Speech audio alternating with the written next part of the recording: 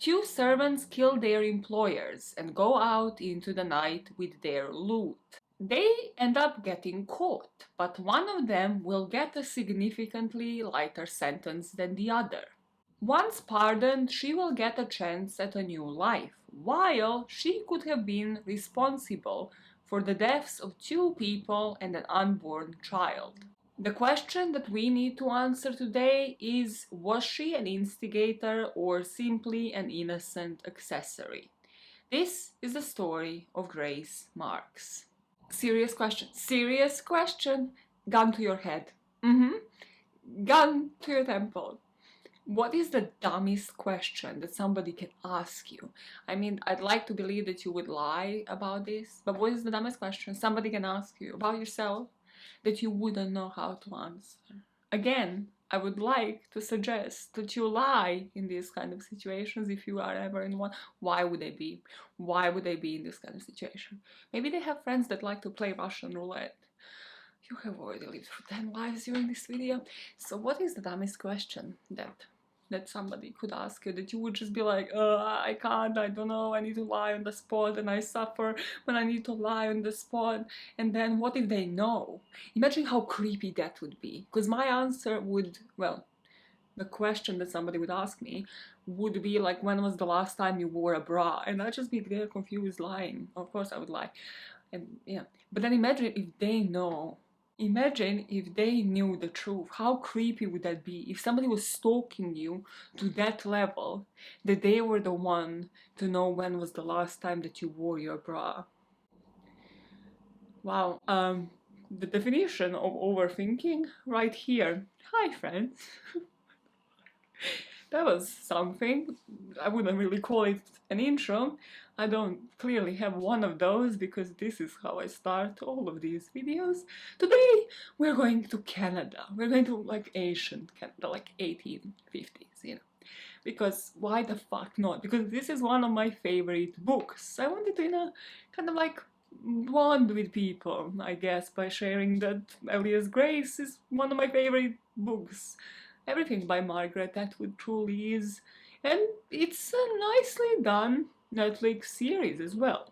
And we're off to Canada, the land of beaver tails and the nicest people, and again beaver tails. Have you ever seen beaver tails? And I'm not actually referring to like part of the beaver's body. It is the cutest looking dessert, guys. I'm so in love, and every Canadian I ever spoke of told me that it's nothing special, and now I'm heartbroken. So I have lived through all of the emotions when it comes to beaver tails already. So if you are a Canadian watching this, what is the dessert that you're like, no, this is top notch, this is like classic Canadian dessert, you gotta try. Fuck beaver tails, put beaver tails aside, but it's the cutest name. Whoa, okay, so this is what happens when the caffeine hits.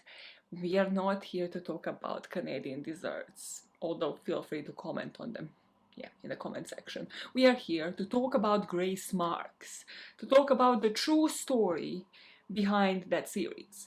So lower your expectations on the part of like me actually remembering every single detail of the book and the series, because I did read it a long time ago and also watched the Netflix series a long time ago. But what you don't need to lower your expectations on is the real story, because this girl found the court documents. She found the essentials. Well, I mean, everything really that you could find, considering the story is based in the 1800s. So we're diving into that story because I need people's opinions. Because even if you read the book, even if you watch the Netflix series, you probably have your own opinions. Was she guilty? Was she innocent? Was she an accomplice? Was she a mastermind? Who was she? Why did she do it in the first place? Or did she even do it? And where did her life end? Because in the end, spoiler alert, that is one thing that we don't know. Where did her life end? Yeah, let's not spoil completely the ending because that kind of defies the purpose of us sitting here. And let us just dive straight in. So Maya is the name. Gone Bad is the game. It is this series that I do on this channel where I sit on my very fat and comfortable ass. Ooh, I suggest you get your ass to the fat level. And I tell you a story about a person that has lived a nice life, kind of boring if you really think about it, you know, the 9 to 5 grind, and then one day, boom, they switch to crime. And we discuss why. Why? Is any of us going to do the same? Hopefully not, please. So this isn't there for an inspiration, it is there for discussion purposes, so that we can avoid doing the same mistakes and we stay off the criminal pathway for the rest of our lives. I'm going to go off the camera and do a couple of jumping jacks to calm my tits down because this is insanity. And then I'm coming straight back to tell you the actual story. Okay, let's do jumping jacks together. Hey, calm your tits down.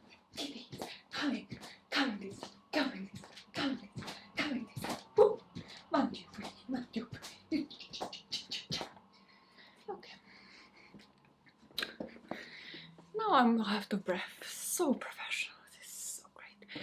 I have enjoyed this caffeine hit so much. So let us dive in. Our story today starts in 1843 in what is now known as the Ontario area, but what back then was known as Upper Canada. And our story starts with the death of 2 people. Thomas Kinnear and his housekeeper Nancy Montgomery were found dead in the home. And upon checking the house, their servants James McDermott and Grace Marks weren't there. And this will in turn bring them to the #1 spot on the suspect list. It will only be a matter of a couple of days until 20-year-old James McDermott and 16-year-old Grace Marks ended up being arrested. Both of them would face trial, by the end of which one of them will get a death sentence, while the other one would get life behind bars. This is where Alias Grace, the book and the series pick up from, because we get introduced to a character that is to provide us with an insight into the mind of Grace Marks. Jordan Simon is the psychiatrist that will end up being recruited by a group of people that believe that Grace Marks is innocent. Through the interviews Simon Jordan was to have with Grace, we can only hope to get to the bottom of what actually happened on the day of the murders. But Simon Jordan is a completely fictional character, introduced by Margaret Atwood in an attempt for us to get a grasp of why Grace Marks would have done something like this. Why would a maid kill 2 of her employers, steal from them, and then run off with the guy that simply worked with her, that she didn't have any affiliations with? After hearing the true story of Grace Marks, you might agree with me that Simon Jordan and his character development was purely used as a literary device because as viewers, as content consumers, we need to explain the why. Was she manipulated or was she the instigator of the events? In order to get a grasp of that, we have to start from the beginning. Grace Marks was born in Ulster in Ireland. Not much is known of her childhood except that her dad was a stonemason and also an abusive alcoholic. In 1840, when Grace was only 12 years old, her whole family, including her parents and 8 siblings, would take a ship in order to emigrate to Canada. And that, on the surface, might sound like a great journey with all of your family across the ocean. Of course, this is 1840. It was anything but. There's a couple of things throughout the history that were going on during this time that are relevant in this story. And you can look this up. There are books, encyclopedias on this online. I'm just going to summarize the relevant points. So in 1837, there was some turbulence in Canada between Upper and Lower Canada. There was a rebellion. People were rebelling against the crown, against British colonization and the political status quo. This insurrection will lead to many deaths, but it will also lead to what was known as Act of Union, meaning that the provinces of Canada, so Upper and Lower Canada, would be merged. And it also resulted in the introduction of the responsible government in order to prevent any future insurrections, any future rebellions. What the establishment of the responsible government meant was that now government reforms would work towards reducing corruption and restricting the power of the ruling parties, meaning the upper classes. So, for Grace in particular, this would mean that potentially servants of anybody of the lower class, including all of the immigrants accumulating in Canada from all different parts of Europe, including Ireland, had the potential to be accepted in the US and to rise above the job positions that were once only available to the immigrants, including the jobs within servitude. This potentially meant that if you were to work hard, to be smart, based on that and based on you coming from a country with English heritage, the upper classes might feel threatened by you because you might actually be able to eventually rise above them based on the hard work compared to your ancestry or inheritance, which were the only possibilities for you to achieve anything as an immigrant beforehand. Another thing to bear in mind is that most people coming from Ireland, most of the immigrants, would be of Scottish or English descent, and they would mostly be coming from the provinces of Ulster, so where Grace was from. During the next decade, they would be coming out of Ireland for all sorts of different reasons, due to religious conflicts, due to potato famine later on, due to the political autonomy and just economic conditions in the country. And they would come to Canada, some of them to the US, in search of land ownership and with a promise of greater religious freedom and, in turn, a better lifestyle.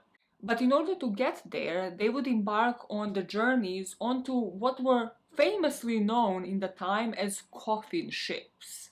So, there was no breathable space on these ships. People would be crammed onto these cabins, and Grace's family was already huge, so it was all of her family plus a ton of other people just sleeping over each other in this cabin. The motion sickness, they would be traveling for over 6 weeks. It was actual hell on earth. And if you're thinking, oh, luxurious cruise trip, no. This was a breeding ground for all sorts of diseases because you are stuck on the sea for 6 weeks with all of these people on top of you, and you are treated mostly as a cargo because these ships weren't actually built to transport people, to transport immigrants. They were built to transport logs, wood, different items. So they were never actually intended for any form of comfort. So it will come as a no surprise, but this was actually really nicely put through in a book that one of Grace's family members suffered with a disease while on this ship.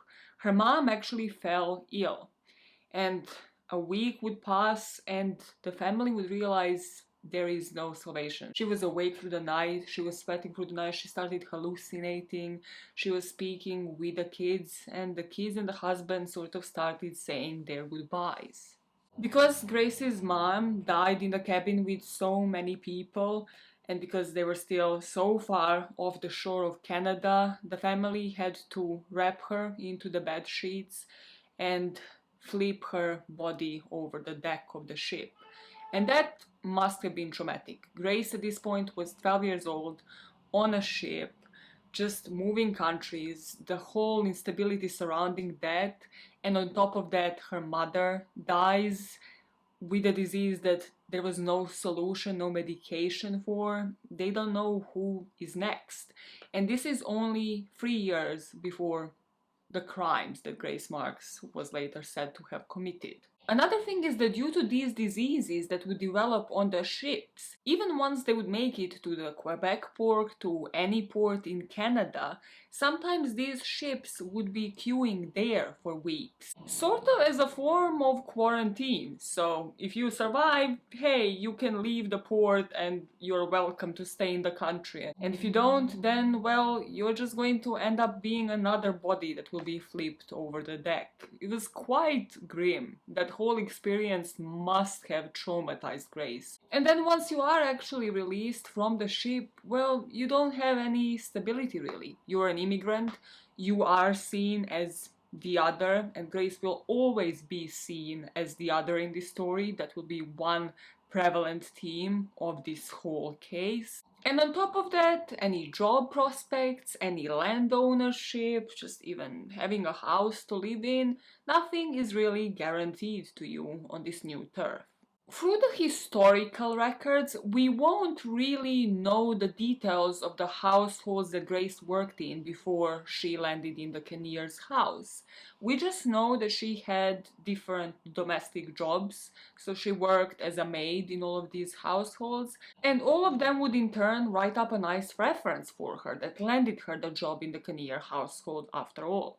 The book would develop on one particular household before the Kinnear one, and that will be Alderman Parkinson household, where Grace found a job and she worked under another live-in servant called Mary Whitney.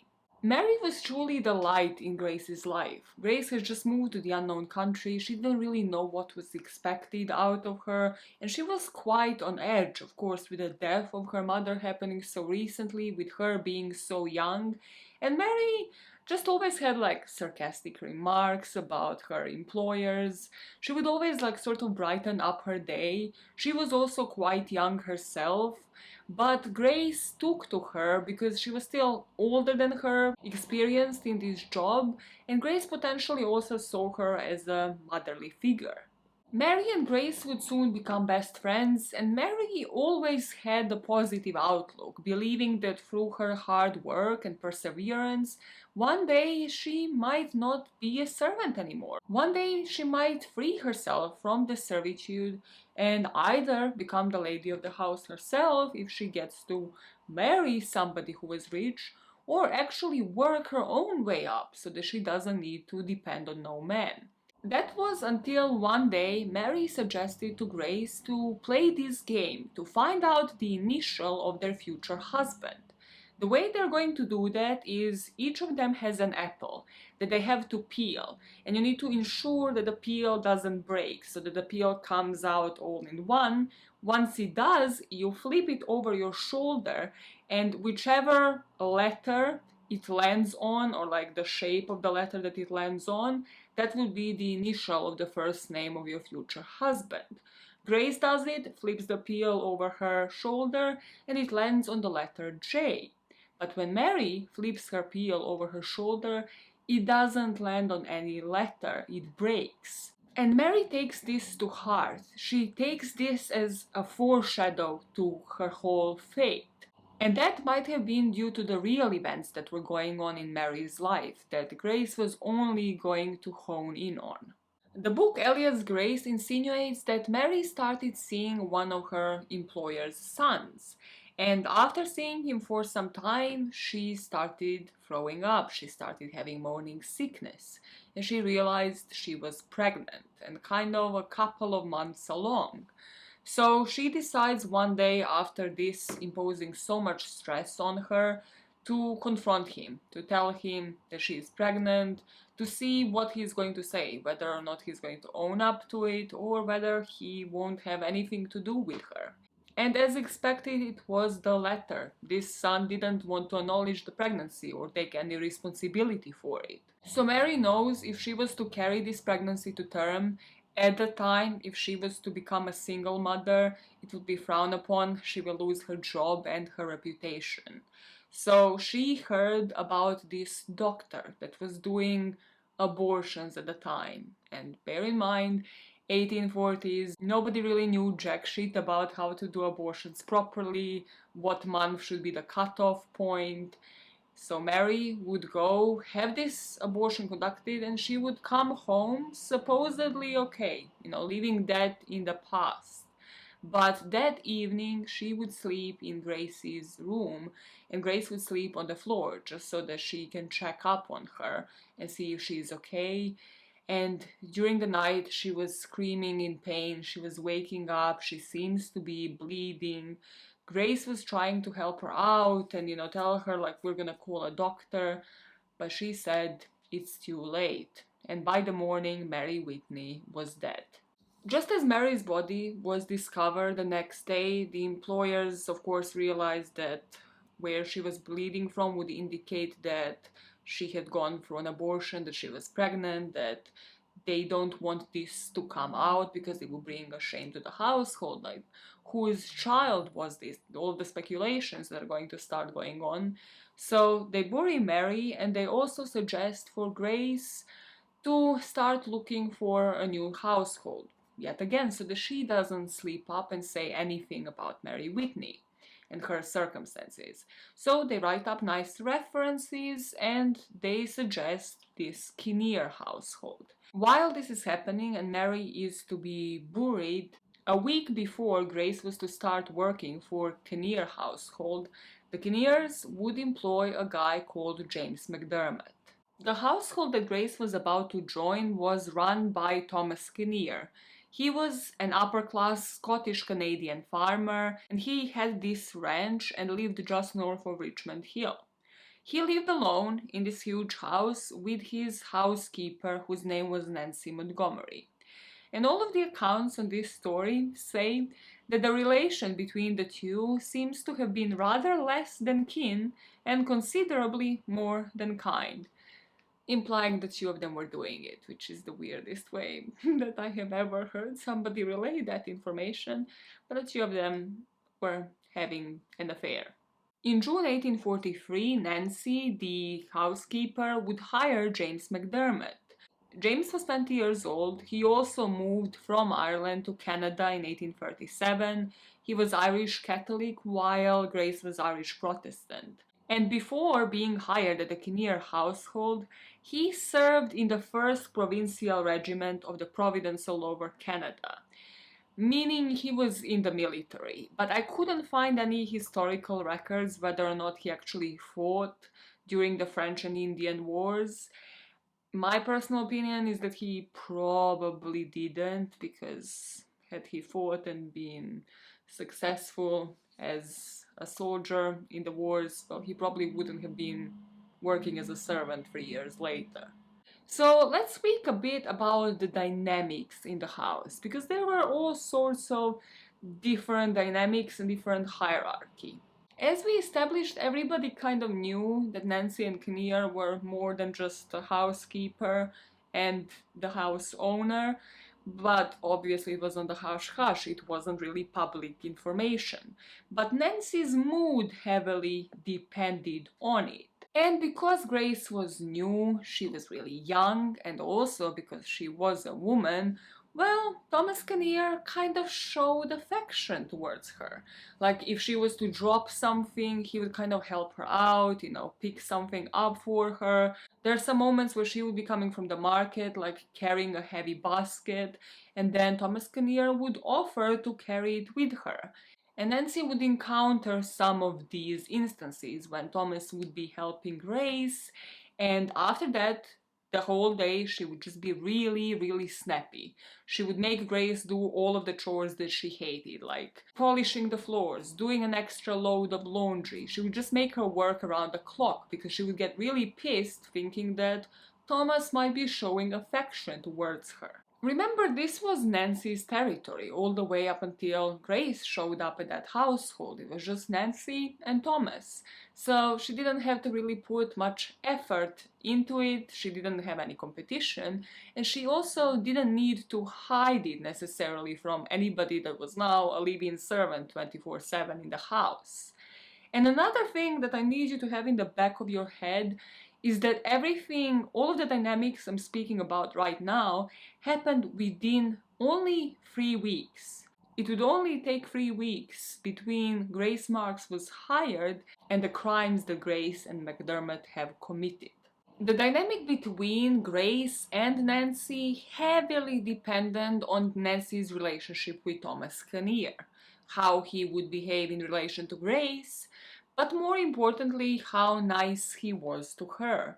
Because there is a class difference here that you need to remember. It wouldn't benefit Thomas Kinnear for this affair to be made public whatsoever, so he was keeping this on the hush hush. So on the days when he would gift Nancy something, or when he would just be kind, pay more attention to her, ask her to dance for him, drink some wine in the evening when they thought nobody was awake and noticing, well, the next day she would just wake up as a ray of sunshine and she would be really nice and amicable with Grace. And then on the other days, when she was jealous or just didn't get laid the last night, she would just make Grace do all of these chores.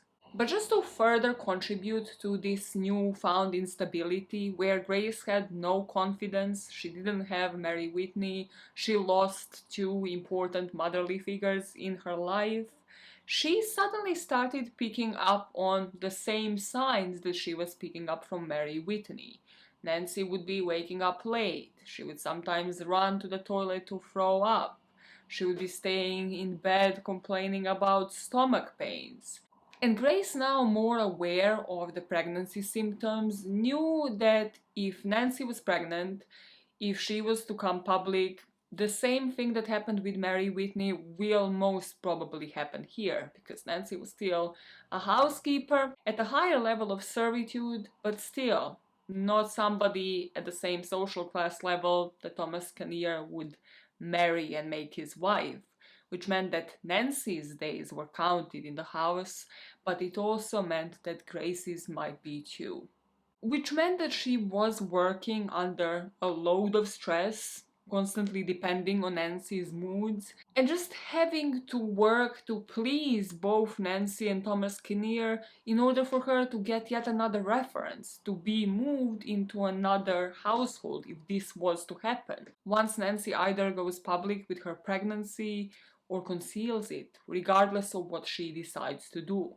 In terms of the dynamic between Nancy and James McDermott, that job contract, if we were to call it so, in the 18,000s, was also looking as if it was to end about a month into it. Nancy was publicly outraged and reproaching James McDermott for how he did his job, for how much he slacked. She was just bickering at him all the time. They weren't like the mood swings that she had with Grace. With James McDermott, she just wasn't satisfied, and she was constantly threatening that she is just going to leave him without a job and without a week's pay if he doesn't start not showing up late, if he doesn't stop slacking. This is the point in the story where everything becomes the he said, she said. So Grace would always be saying that the dynamics between Nancy and McDermott would be what led him to be the instigator of the plan, to tell her how he actually planned to kill Nancy Montgomery. And in turn, James McDermott would be claiming later that he in turn had witnessed Grace and Nancy constantly being at each other's necks, constantly bickering, and that she was the one that came up with a plan. So, what was the plan? Well, Nancy apparently finalized her decision. She actually told James McDermott that he should be looking for a different job, because as soon as his month is up, he's going to be fired. And he's going to be fired once Thomas Kinnear returns from his trip to the US. So 3 weeks after Grace Marks was employed, and a month after James McDermott was employed at the Kinnear household, Thomas was supposed to take this 1-2 day trip, like a weekend trip to the United States.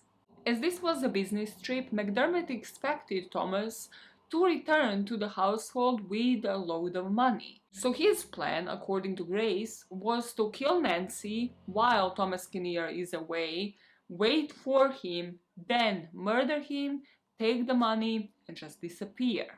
James would of course say that this was all Grace's idea, and that she actually instructed him that that evening she will be sleeping in the bed with Nancy, so that he can't do it then, that he needs to wait until the morning in order to avoid accidentally killing her in the same bed in the dark. But then in the morning, just a couple of hours before Kinnear was to return to his own house, she woke up and just went up to James McDermott, whispering in his ear, "Aren't you a coward?" So she was kind of teasing him at the same time, just building the frustration in him. Because tick-tock, the time is ticking. They expected Mr. Kinnear to return from his work trip around midday.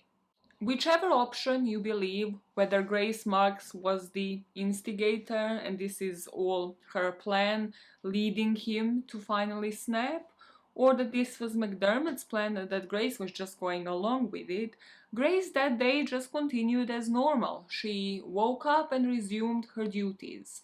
And as she was going into the shed to milk the cows, James McDermott finally snapped. As Nancy went outside of the house to monitor what was going on in the yard, James McDermott whacked the back of her head with an axe. He then carried the limp body of Nancy's into the cellar and closed the hatch. But Nancy was not dead.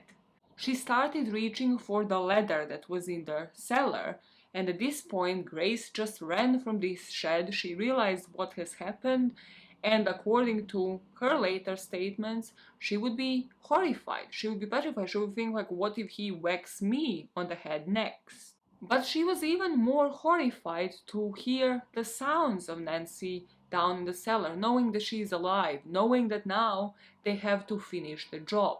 So McDermott opened up the hatch, went into the basement, and then Grace followed him, and she was the one to jump on Nancy Montgomery and strangle her with a scarf. After she did this, she just left the cellar, leaving James to dismember Nancy's body and hide it under the large tub in that same cellar. Around midday, as they expected, Thomas Kinnear returns to the house, and he is surprised not to see Nancy there, but Grace just invents like, oh, she has gone to the market, she has gone to the neighboring house. So he goes up to rest, and around 7 p.m. James McDermott invites him to just check a broken saddle, because they had like loads of animals, including horses, on this farm. And as he draws him into the kitchen to check on this saddle, Grace would later testify that she heard a gunshot inside of the kitchen, and she ran to check up as to what was going on.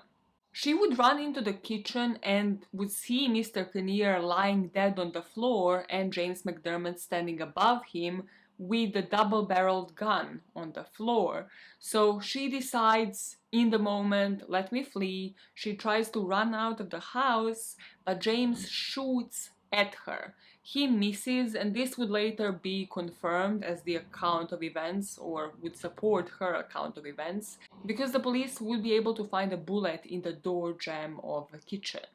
She will admit after the two of them dropped Mr. Kinnear's body in the basement as well, they would rummage the house looking for all sorts of valuables, and both her and James would run away. I'm unsure exactly when they were caught, but it was maybe a passage of a couple of days. Their plan was to run as far into the US as possible, but they were caught in Lewiston in Maine, and they would be arrested. So let us speak about the trial, because this is where we have the testimonies and more details on what actually took place on the day of. If you recall that history narration from the beginning of this video, you remember that I said that the lower classes might have thought that there was an opportunity for them to rise above, that they might have seen themselves as one day getting out of the servitude, being the employers themselves. Well, in the context of Grace's trial, those words might be echoing differently, because from the get-go, the media sensationalized certain parts of this story, including the appearance of James McDermott and Grace Marks. So about James, they would say that he was a slim man, middle height with a sullen appearance who didn't seem dismayed during the proceedings. When it comes to Grace, she was 16 at the time, and people immediately noticed that she isn't in the clothes that would correspond to her class and to her age, implying that she probably stole some of Nancy's clothes on that day of the murder and that she is wearing the clothes of the person that she has killed. They said that she was good looking, but otherwise appears totally uneducated and devoid of expression. I'm not really sure how they determined that she is just dumb. I'm not really sure how they looked at her and she was like, she looks dumb, but they did. Both of them pled not guilty and would have two separate trials. So let's speak about what happened during each and what they testified to. Let us first focus on Grace Marks and her testimony. Grace's testimony started off by her giving a background, an insight into who she was. She said she was daughter of John Marks, who lived in the township of Toronto, who was a stonemason by trade, and who came with her from Northern Ireland about 3 years ago. That she had 4 sisters and 4 brothers. She gave details about the households that she worked at, and she said that she met Nancy Montgomery because she was visiting the previous household where she worked before the Kinnears. After she was hired to work for the Kinnears for $3 a month, $3 in 1840 is worth around $94 in today's money. Everything seemed to be going on as usual for about a fortnight. She did notice during those 2 weeks that Nancy and James McDermott were arguing, but on that fortnight, on the dot, Nancy actually gave him a 2-week notice. She said if he doesn't start acting up, that she is going to fire him. Grace said that this is when James actually started talking smack about the bosses, about both Nancy and Thomas, and that it was actually James McDermott who told her that Nancy and Thomas had been sleeping together. If she was only to investigate, she would find out that it was true. And now Grace was connecting the dots and she realized that it is indeed the truth because Nancy never actually slept in her own bed unless Thomas Kinnear was out of the house. And during those times, Grace would usually sleep with her in the same bed.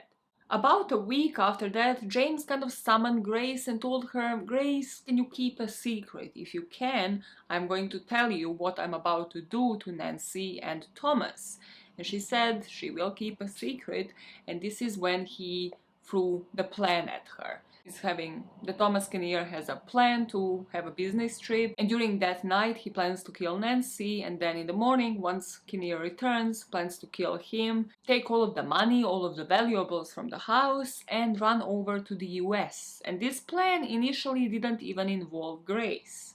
Kinnear left for the city on Thursday afternoon, the 27th of July, around 3 o'clock. And as soon as he left the house on a horse, James McDermott said it's good job that he's gone. He would like to kill Nancy that night. But this is when Grace herself admits that she actually convinced him not to do it that night. The reasons being purely selfish because Grace sleeps with Nancy in the bed, as we established, when Mr. Kinnear is not in town, so that accidentally he doesn't kill her. So he promised her that, but then he also kind of looped her in on the modus operandi and how he actually plans to kill both of them.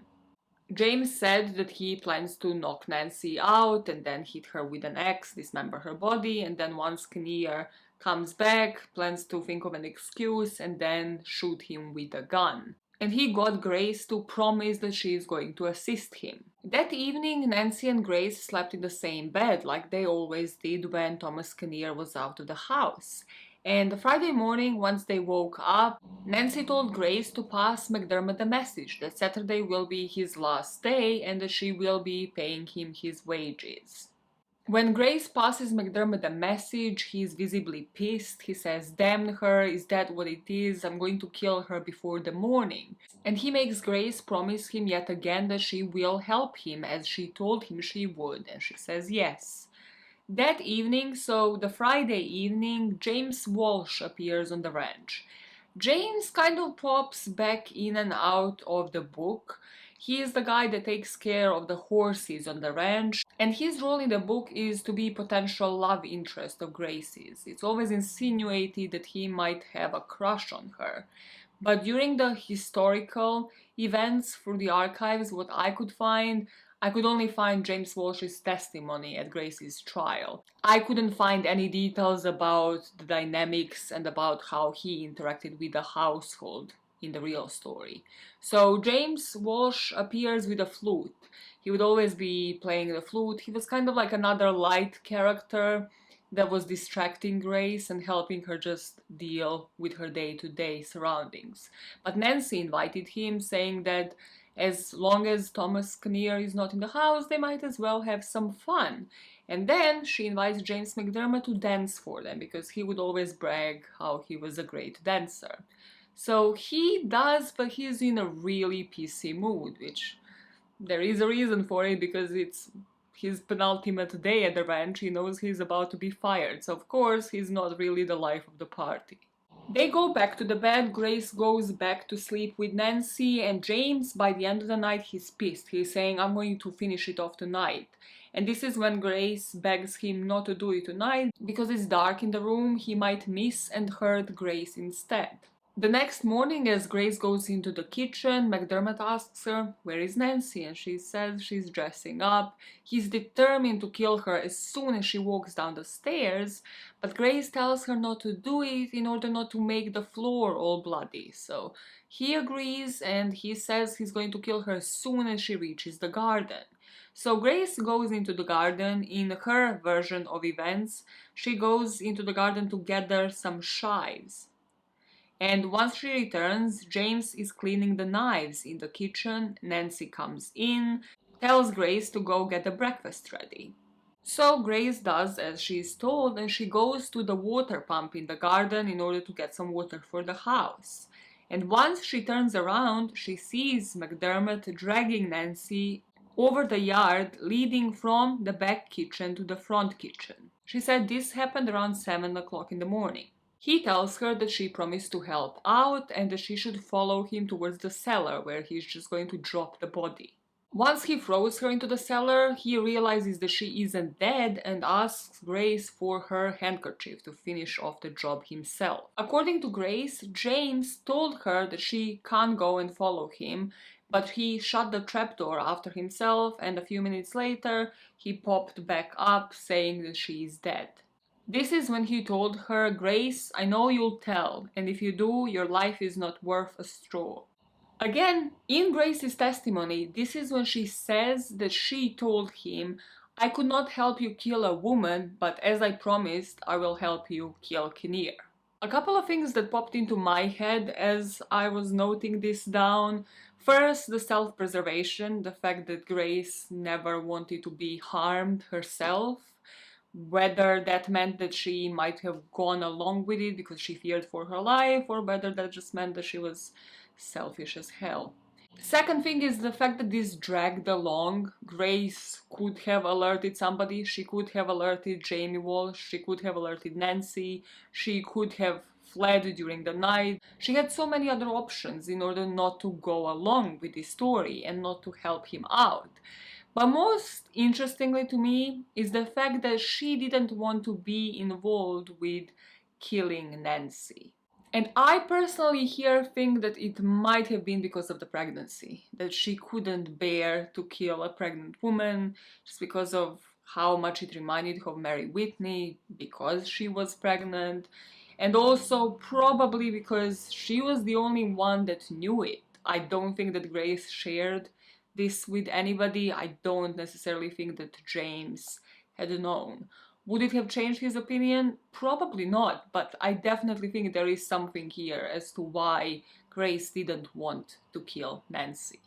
After killing Nancy, James McDermott just went along into the kitchen and had some breakfast, and he was asking Grace does she want some, and she says she couldn't stomach anything, she was just so on edge. Because James McDermott wanted to kill Kinnear as soon as he appeared. So between 11 and 12, Kinnear comes home, they help him off the horse, and James McDermott goes to the stables to take care of the horse and the saddle and all of that, and Grace offers Kinnear some lunch.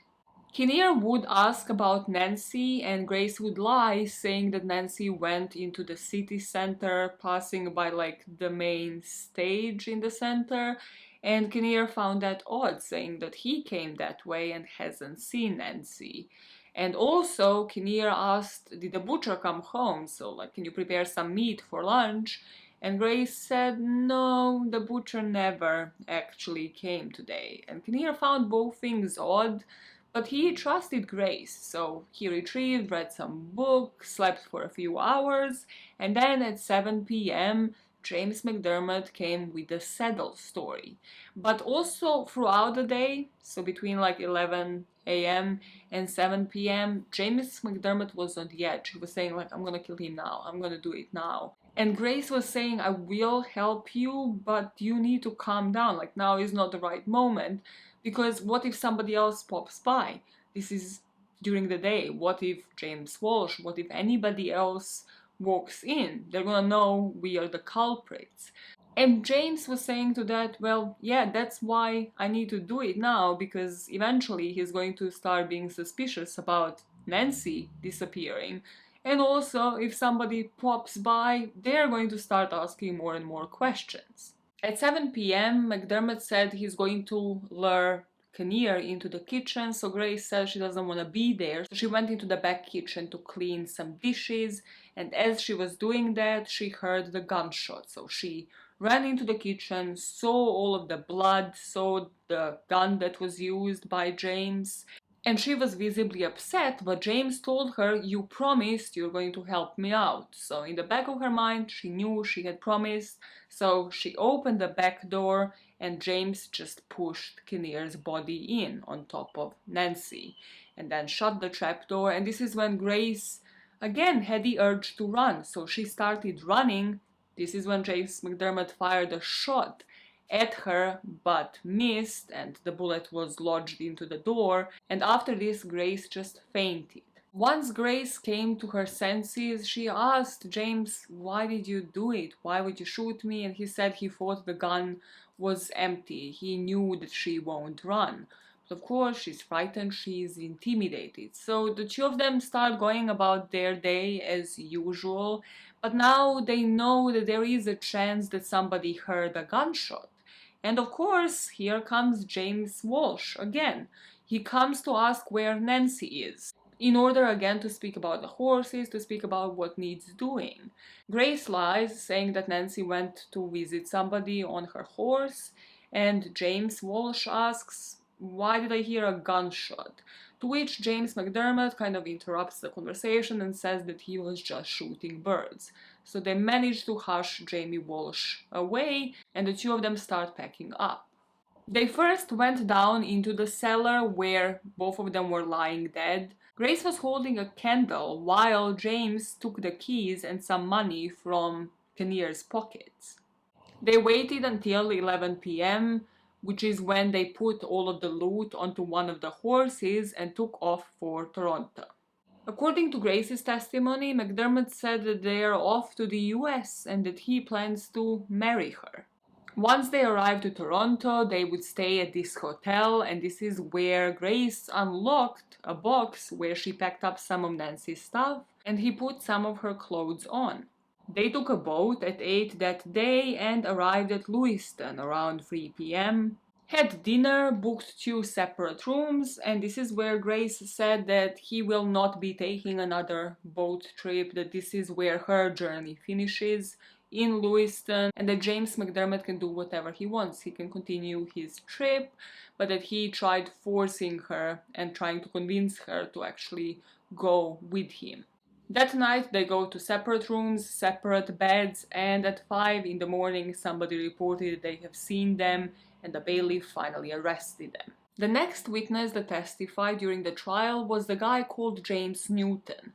So James Newton apparently appeared at the house on Sunday. He was supposed to meet with Kinnear, and he just realized how quiet it was. He walked in and saw the spots of blood. But apparently he didn't realize where they were leading to, or rather the trapdoor was under a carpet, whether or not that was a contraption that these two came up with, or this is how it actually looked. I'm not sure, but then he went to investigate around the house. And he realized that Kinnear was there recently, possibly yesterday, but that then he disappeared. So James Newton goes out of the house to look for Jamie Walsh. The two of them meet, and Jamie Walsh tells him about the conversation that he had last night with Grace and James, telling them that Nancy might be at the Wrights family. So James Newton leaves Jamie Walsh to keep watch to see if anybody appears, while he goes to check whether or not Nancy is there. Once he confirms that she isn't, he goes to report it to the police and brings this Esquire, Mr. Boyd, that will also testify with him to what he presumes is a crime scene at this point. Once back there, they finally open the trapdoor and they discover the bodies. It seemed to them that Kinnear was wearing the same pants that they saw him in yesterday, so that's how they were determining time of death in 18,000. This is how far behind we are on these servants that are clearly the guilty party because they're nowhere to be found. And as Boyd is examining the bodies, James Newton is looking around the house because he was a friend of Thomas's. He's looking at all of the damaged parts, checking for all of the valuables to see what they would have stolen. He would later in trial identify a gold snuff box, a telescope, a pocket compass, tape line, pen knife, 2 pieces of coin, different articles of clothing, different silver cutlery, and finally Kinnear's crest as the items that Grace and McDermott have stolen. Francis Boyd, the Esquire, would testify in court about the state that he found Kinnear's body, and after the examination it was determined how he was shot. There were no defensive wounds pointing to struggle, which led people to believe that this was kind of a surprise shot, that somebody lured him in, that he was shot in the kitchen and then dragged by his shoulders and just thrown into the cellar. The next up was the butcher that said that he actually did come on that day and that weirdly enough it would usually be Nancy welcoming him, taking the meat, paying for it. But on this occasion, Grace kind of hurriedly rushed to the kitchen door and she said the family doesn't need meat today. And he just found that weird because for months before, this would be the delivery day for him. And he said Grace was never the one giving orders, so he asked where Nancy was, and again she lied, saying that she is at another person's house, and that he should, well, go away because she clearly knows that they don't need any meat. Then there was the testimony by David Bridgeford, who was the coroner who examined the bodies. He determined that Nancy was the one who died first because her body was in that bathtub in the basement in some stages of decomposition, while Thomas Kinnear's body was not yet decomposed. He confirmed the bullet came from one of Thomas Kinnear's guns and found the gun on the scene, justifying that this was the murder weapon. But the most explosive account was once he examined Nancy's body and figured out that she was indeed pregnant. Next, James Walsh took the stand and he testified that he played the flute last night in the household, and then around 8:30, James McDermott said that he wasn't feeling well. He just seemed like he wasn't in the mood the whole evening, and he left. And James Walsh actually lived in the cottage that was on the farmland, so when he decided to go home, he kind of heard some rustle from the stables where McDermott was. And this was Saturday night, so technically James McDermott should have left forever. Maybe came to pick up the wages, but he was to be fired. So Jamie Walsh approaches him and McDermott is holding a gun, saying that Nancy was actually the one to give him the gun. But Jamie Walsh found this to be super strange because he recognized that this is Mr. Kinnear's gun and he just didn't think that Nancy would give him one, but he dropped it and he left to go home.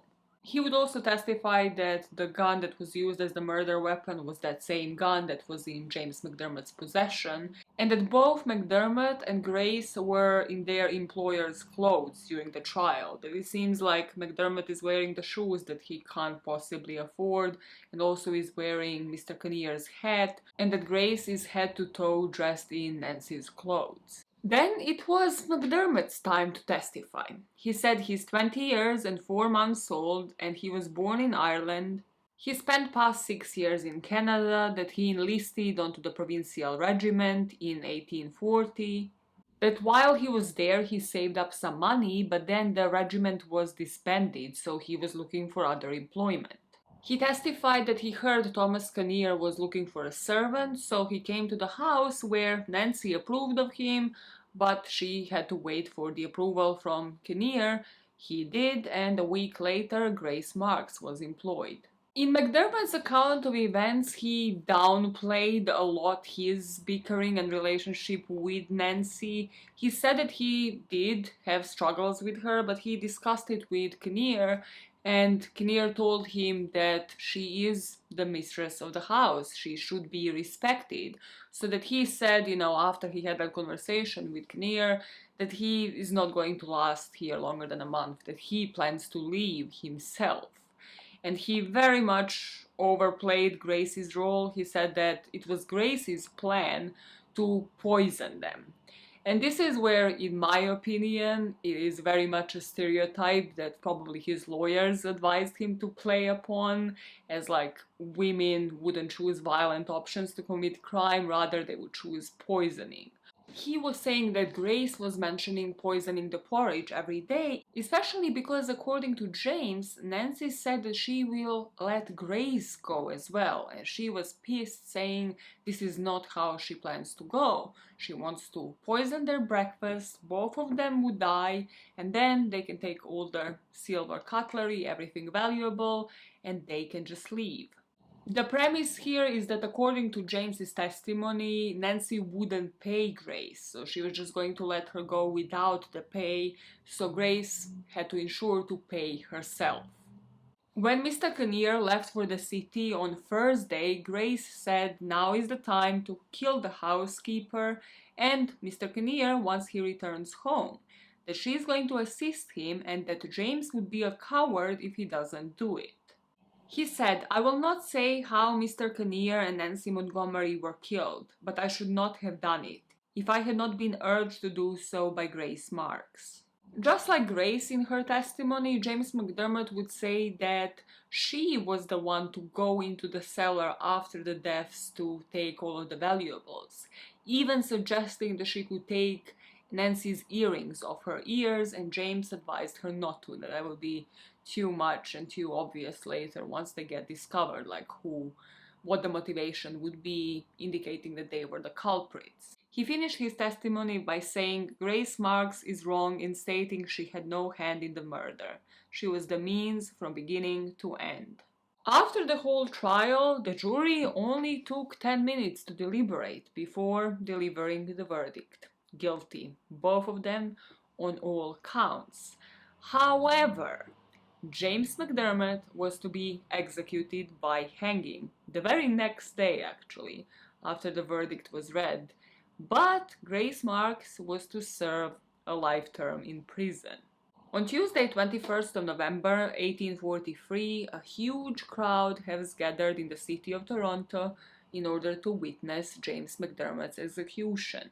His last words would be that his confession of yesterday was true, and that he wished further to state that when the housekeeper was thrown down the cellar after being knocked down, Grace Marks followed him into the cellar, brought a piece of white cloth with her, and that he held Nancy's hands while she tied a cloth around her neck and strangled her. This is where we go towards sort of the middle of the story with that statement. That will only become public due to James McDermott's execution.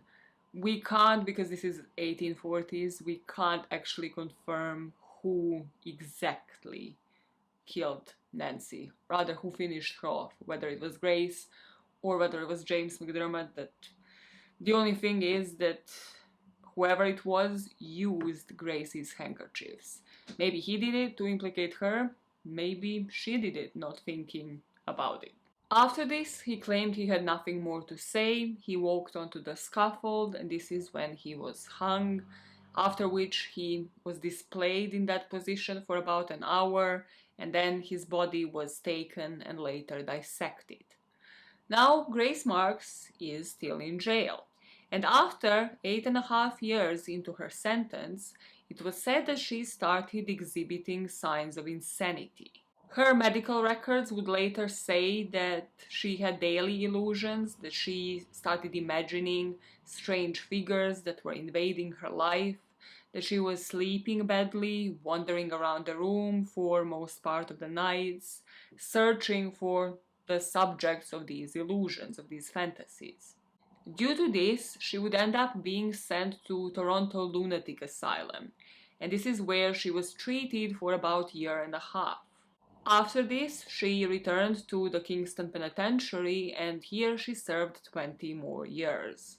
And the prison sentence in the 1800s would be spent quite differently to what you would think about prison today. Most of the women would spend their days mending the bedding, sewing, stitching, doing basically all of the handwork, being useful to the prison staff. And these particular tasks were what initially allowed Margaret Atwood to bring Simon Jordan as a character, as a form of alienist, which is what the psychiatrist looking into the mental health of the prisoners in Victorian era would be called. Most of the book surrounds either their conversations or the perspective of Grace Marks or the perspective of Dr. Jordan. Now, this is where the character of Mary Whitney is introduced. And through the conversations that she has with this psychiatrist, we are led to believe that Mary Whitney was a real person. All of the details that she describes about the life in that household, the apple over the shoulder, Mary's pregnancy, how much she related to her, how much of a mother figure she was to her. But then by the end of the book, Grace would undergo hypnosis, and she would realize that there is a second personality within her called Mary, sharing her body. This will lead Dr. Jordan to believe that Grace isn't really possessed by a spirit of dead Mary Whitney, rather that she might have a split personality. But at least for me, where the book leaves off with Dr. Jordan is that throughout it all the way up until the hypnosis, you kind of are led to believe that he trusts her. He completely believes in her account of events, and it seems like Grace Marks has yet another man wrapped around her finger. And then the hypnosis happens, and it just seems like he suddenly switches because he realizes that Mary Whitney was never a real person. Did she make her up to serve her own ends? Is it an actual split personality? It's all kind of left up in the air. Now, according to the historical records, everything that I could find, Mary Whitney was never a real person. I couldn't find any details of her ever existing. And that could be because she brought a shame to that household, because she was pregnant by one of her employer's sons, and because they wanted to eliminate her record. We will never truly know, and that is one part why this story is so interesting, because she serves so much to the fictional representation of Grace Marks, and also would serve a lot to understand the real life Grace Marks' psychology, but we just will never know. Is she the product of Grace's imagination, or was she actually a real person that worked with her? Or did Grace have a split personality? Due to all of the stories that she shares with Dr. Jordan prior to the events, the time that she really spends justifying women in the society, how the servants were treated, how both her and James McDermott were treated in that household, all of the immigration struggles, her mother dying, Mary Whitney dying, you are really led to believe, in the fictional work at least, that there is a possibility that she was just an accessory, that she might be innocent. But in real life, there was no Simon Jordan. In real life, there was no Mary Whitney. Nobody really looked into her mental health in this depth. Yeah, she spent some time in the asylum, but most of the time she still spent within prison. So it came as a surprise to many people that after serving around 30 years in prison, she was released. She was 46 years old when she was pardoned, when she moved to New York, and this is where the record of real Grace Marks would disappear. Margaret Atwood would later state that she has seen the questionnaire that Grace completed when she left the Kingston Penitentiary. One of the questions that they asked her was, what has been the general cause of your misfortunes and what has been the immediate cause of the crime for which you have been sent to the penitentiary? Her response would read, being employed in the same house as the villain. Now, Alias Grace ends in an interesting way. According to the book, Grace Marks moved to New York, but she moved there to marry Jamie Walsh, the guy that testified against her in the trial. This doesn't support any real-life theory because we have no idea what happened to Grace Marks beyond her leaving the prison. And it seems like Jamie Walsh constantly nags her to retell him the most traumatic events of her life, to retell him her stay in prison. And one of the last scenes from the book is Grace Marks making this kilt that is made out of Mary Whitney's petticoat, her prison night dress, and then the dress that Nancy wore when Grace first came to Kinnear's house, stitching all of their lives together in this way. And you have to wonder, did the book end in that way to suggest that the circle just continues? The circle of traumatization of women through that period of time. The way that even though she has served her sentence, she could never truly escape her life. Possibly that she is being re-victimized all over again by a man who testified against her, or possibly something completely different, and that is that she is still in control, that she was always callous, that she had all of these men wrapped around her finger, that she ran the show, and that she is completely devoid of emotion because in the end she had chosen this life for herself. She could have fled the scene of the crime, she didn't have to stick around to commit it, and in the end, upon the release from prison, why would you marry somebody that really testified against you? Unless it benefits you, again, in some way, bringing you to the status that you always desired to acquire. But that is the story of Grace Marks. I don't know if you can tell, but I find this one like insanely interesting, and I don't usually find old-timey cases interesting. And that is mostly because of the fictional portrayal of Grace and how it compares to the real-life story. What are your personal thoughts on this one? Was she guilty? Was she not? Was she just an accessory? Did she have any hand in any of these murders? And when you question that, then question it in regards to the portrayal of Grace Marks in the book or the series.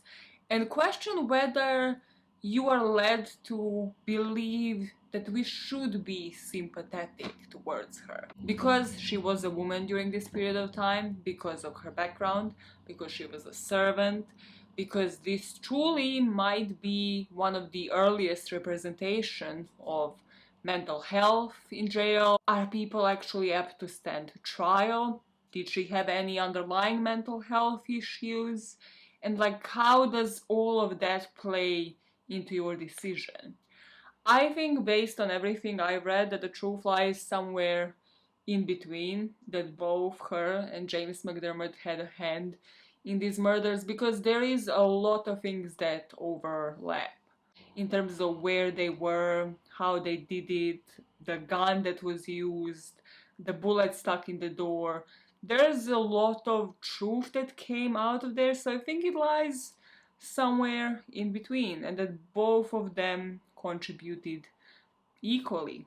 Which also means that leads me to believe that even the real life Grace Marks did influence men, jury, judge, everybody involved, because James McDermott was executed the day after and she wasn't. She was eventually pardoned. And here, just like in so many cases, I based my decision on what came aftermath the events. So to like what I call post-meditation, which is not a word. proving the actual premeditation. I don't think that one of them just started up the conversation one day and was then influencing the other. I think it could have been the two of them just doing their jobs, having breakfast, starting up a conversation about their dynamics with Nancy, and then one of them just started up saying, well, what if we just got rid of them? And the other one got hooked. And it could have very well been Grace Marks. But in terms of the post-meditation, she could have fled on so many occasions. There was a whole weekend there where she could have escaped, flagged it to somebody, convinced McDermott not to do it or that she will report him to the police. But she never did, which leads me to believe that they have planned this. And it just fascinates me that there was only 3 weeks for all of this to occur. Just within 3 weeks, 2 people that have never met decided to kill their bosses and went ahead with it. So that is the story of the day. Let me know in the comments what you think, what you believe in your heart was the truth. And I shall be seeing you guys soonish. Oh yeah. Get ready for October because Hauntsville is back in town, or rather Hauntville 5. Whichever way you want to twist it around, I thought of calling it Hauntville 5 last year because the premise is, in the month of October, I tell you a story about 5 cases that belong in the same village being my head, that haunt me. There's something so gripping about each and every one of these cases that has me hooked and will have you hooked. You can obviously replay all of the 5 cases from last year and get ready for this year's one, because it's gonna be epic. I'm researching like day and night, so you better like and subscribe. Let me just reveal the themes and then you can see if you can guess who I will be talking about in the comments. One of the cases will be a famous case from New Zealand. It happened in New Zealand, but it was a case of somebody who moved there. That's already too revealing, Maya. Second one would be about a survivor. Another really famous, really jarring and just graphic survivor story, and I'm gonna be reading a book about it. Then there's gonna be a story about a famous Hollywood famous case that is still in the news and still hasn't been closed, that I need to switch your opinions on, because I'm basically making it to switch my friends' opinions on. Then we're gonna be talking about a YouTuber that went too far, and not in a murderous way, but kind of almost, probably actually even more legally and ethically wrong. And then for Halloween we are dressing up and we are going fake crime, fictional, one of the coolest movies that I have seen recently. Yeah, so hopefully you can't figure out what the cases are. Hopefully there's still a surprise for you, and hopefully you tune the hell in, because October is my month, baby. It's my month, because it's my birthday month and it's all about the Scorpio lifestyle. It's gonna be wild. It's gonna be wild! You know how people believe like during new moon they can't sleep at night? Yeah, that is what I feel about October. It's like I live for that shit. I don't even like the fall, I don't even like the cold, but I like the Scorpio energy in the air. Oh, the sexual vibes, oh, the criminal vibes, oh, the manipulators are coming alive. I don't know what I'm leaving you with in an outtakes. Probably something fucking weird. Bye guys, and I shall be seeing you in October. 5 cases. Stick around. Stick the fuck around. Okay. Aggressive as fuck. Just another day in the life of Maya, where I started fuming for absolutely no reason. Actually, I think it's reason enough for me to start a topic about it, because people need to talk about this before we judge each other's and our naked bodies. Okay, so I went to the gym, right? I mean, you can see it underneath my husband's loose clothes clearly, that like I commit to this lifestyle so seriously. Anyways, that's not what I'm here to talk about. I'm here to talk about public shower areas. Who are you in those circumstances? Are you the person that like puts the towel on and then walks into the shower area, and then when you come out you like again with that towel you put your underwear on, you wear underwear in general. I don't think it will come as a surprise to anybody watching this that I don't have issues with nudity and just being nude openly in front of a bunch of people. If the world was full of nudist beaches, truly I'd be in heaven. And most probably openly bisexual, but that is not the topic of the day. So the way I go into the public shower areas, because it is like a shower area, right? So I go in there clothed, I take my clothes off, I go into the fucking shower nude, and I get out and put those clean clothes on, right? So I was doing that today, and then this other bitch that was just to go into the shower was kissing her teeth when I came out of the shower nude, like... woman. It's not the fact that she was judging me.